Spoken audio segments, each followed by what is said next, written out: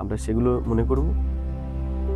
বাবা আজকে বললেন এই দুনিয়া এখন কবরের স্থান হয়ে গেছে, কবরের দুনিয়া হয়ে গেছে। তাই বাবা আজকে আমাদের বলছেন এই দুনিয়া থেকে এখন আমাদের মন সরিয়ে নিতে হবে। এই দুনিয়ার প্রতি যেন এখন আমরা আর মন না লাগাই। বাবা আজকে বলছেন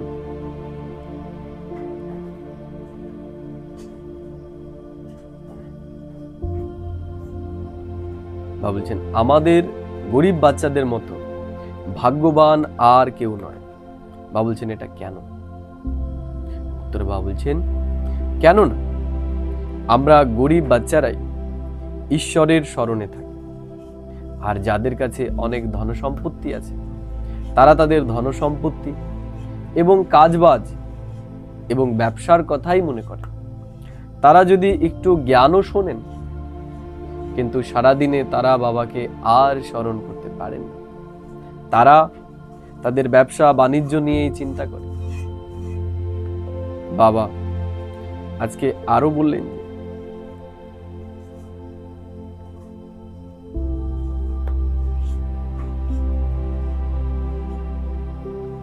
বাবা বলছেন যে এই যে দুনিয়া বর্তমানে আমরা দেখতে পাচ্ছি এটা এখন একদম বিনাশের দোরগোড়ায় দাঁড়িয়ে রয়েছে। আমরা যে এই যে দুনিয়ার চাকচিক্য দেখতে পাচ্ছি, বাবা বলছে এটাই হচ্ছে এই পুরনো দুনিয়ার ভাবকা। দুনিয়ার মানুষ এই দুনিয়াকে দেখে তারা ভাবছে তারা স্বর্গে রয়েছে। বাবা বলছেন এটাই হচ্ছে নিশানি। এই দুনিয়া এখন পরিবর্তিত হতে চলেছে, এই দুনিয়া এখন বদলাতে চলেছে।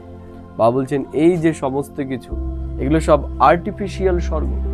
এগুলো মাত্র 1 বছরে আমরা যা কিছু এই দুনিয়াতে দেখতে পাচ্ছি, এরোপ্লেন, হেলিকপ্টার, যা কিছু, এগুলো সব এই 100 বছরের মধ্যে তৈরি হয়েছে এবং এই সমস্ত কিছুই আবার পরিবর্তিত হতে চলেছে। এই সমস্ত কিছুই বিনাশ হয়ে নতুন স্বর্গের দুনিয়া স্থাপন হতে চলেছে। আজকে বাবা বলছেন যে আমাদের নিজেকে রিফ্রেশ করার জন্য এবং অন্যকেও রিফ্রেশ করার জন্য বাবার ইয়াদে আমাদের থাকতে হবে। বাবা বলেছেন এই পুরনো দুনিয়া এখন কবর শূন্য তুল্য হয়ে গেছে। এর জন্য আমাদের শান্তিধাম এবং সুখধামকে স্মরণ করতে হবে এবং নিজেকে দেবী দেবতা বানানোর যোগ্য তৈরি করতে হবে। আজকে বাবা আমাদের বরদানে বললেন যে ঈশ্বরীয় অথরিটির দ্বারা সংকল্প এবং বুদ্ধিকে এখন আমাদের অর্ডার অনুসারে চালাতে হবে। বাবা বলছেন যেমন আমাদের হাত পা আমাদের কথা অনুসারে চলে, আমাদের ইশারা অনুসারে চলে, তেমনি আমাদের মন বুদ্ধিকেও এখন আমাদের ইশারাতে চালাতে হবে।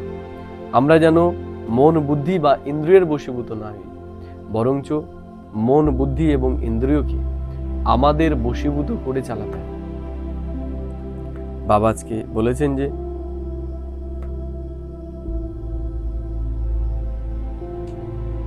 আমাদের স্বস্থিতি যদি মজবুত থাকে তাহলে আমাদের সামনে পরিস্থিতিও কিছুই করতে পারবে না। আজকে বাবা অব্যক্ত ইশারাতে বলেছেন যে আমাদের এখন অচল অঢল একরস স্থিতির অনুভব করতে হবে। বাবা বলছেন আমাদের এই অচল স্থিতির নিশানি হচ্ছে অচল ঘর। বাবা যেমন একরস স্থিতিতে থাকেন আমাদেরও তেমনি এখন একরস স্থিতির অভ্যাস করতে হবে।